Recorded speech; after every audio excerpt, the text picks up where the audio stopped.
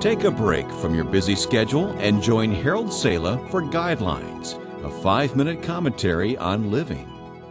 Following the publication of my book, Heroes, People Who Have Made a Difference in Our World, I have often been asked, what makes a person a real hero? Your value system defines your heroes. Obviously, if you named Babe Ruth or Joe DiMaggio as heroes, you would love baseball. If you said Elvis Presley or the Beatles are my heroes, well, it would be rather obvious you've connected with these icons of popular culture from the 60s and 70s. Actually, most of the people who are considered heroes today, including the names that I mentioned, are celebrities, high notoriety people. It's all a matter of perspective. Question: who are your heroes and why? Actually, many of the real heroes of our day are little-known people whose names never hit the headlines. They are the ones who crawl into burning buildings or overturn cars to drag people to safety.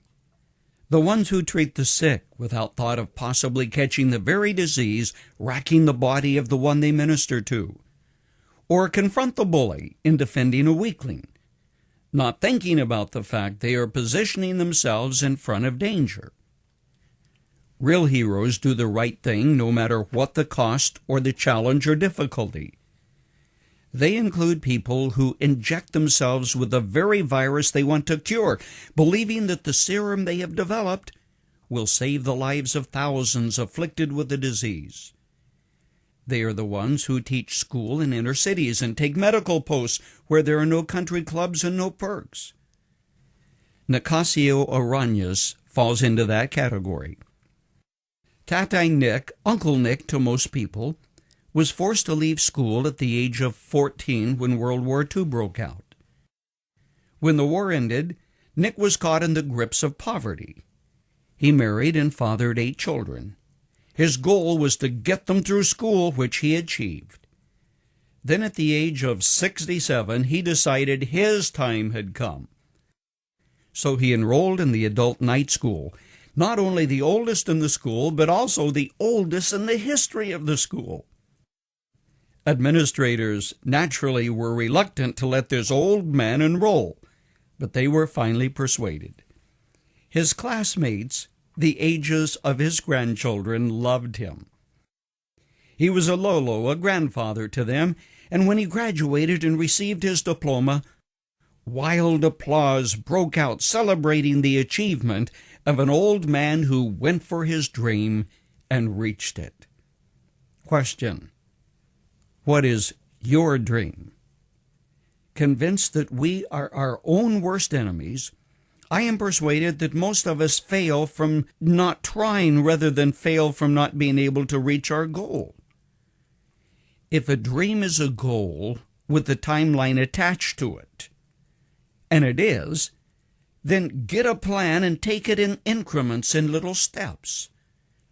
I'd very much like to go into ministry, a friend once told me. How old are you, I asked. 40, he said. How old will you be in 3 years if you don't go to seminary? 43, he said. And how old will you be in 3 years if you go for your dream? He got the point. He went to seminary and eventually became a minister.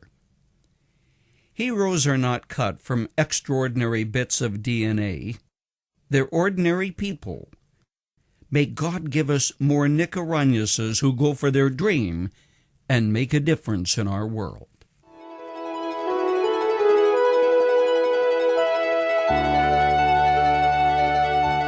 You've just heard Dr. Harold Sala with Guidelines, a 5-minute commentary on living. If you would like to listen to the program again, download a copy, subscribe to our e-commentary, or view other resources, visit guidelines.org. We would like to hear from you too. You can email us at info@guidelines.org. That's info@guidelines.org. Thanks for listening, and we invite you to join us again for the next edition of Guidelines.